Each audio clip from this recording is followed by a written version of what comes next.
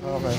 Ito yung procedure kung paano magpalit ng window outer molding ng mga Nissan Almera.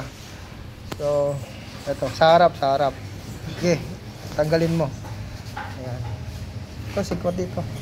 Dito, ayan, pag ganun lang. Oh. Sikwat lang, tapos angat, hila. Yan. Yun.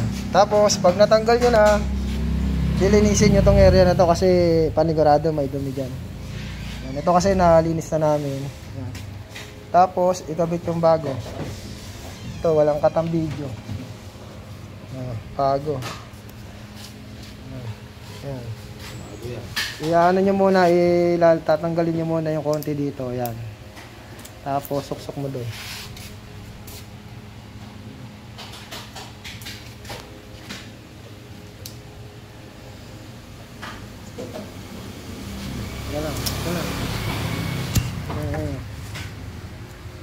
Kailangan nakapasok dito. Then, lamaya.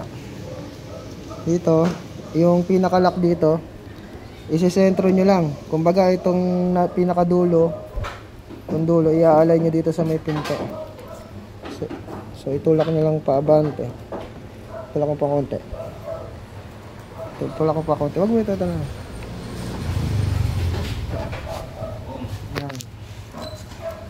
Ayan, kung makikita nyo, pasok na yung clip. Ayan, konti pa. Op. Sumobra, atras. Ayan. Pag sumobra, pwede nyo hilahin pabalik. Ayan. Ngayon, pag nasa gitna na siya, ayan, pwede nyo na ngayong itulak, papasok. Ayan, oh. Pero hindi pa ito nakabaon. Mamaya nyo ibabaon pag ito nakapasok na. Yan. So, pag nakapasok na dito, saka nyo tulak. Anong gano'n lang. Yan. Okay. Ayan. Lakasan mo. Lakasan mo pa. May na yan. Gano'n.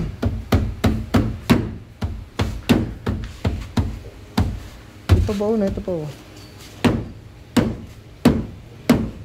Kailangan lapat na lapat siya.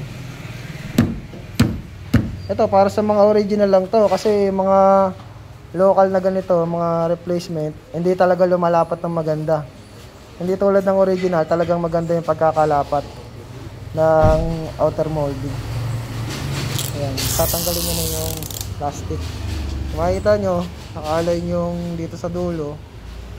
Ayan, tapos lapat na lapat yung pagkakalagay. Ayan, so yan, ganyan lang magpalit ng window outer molding.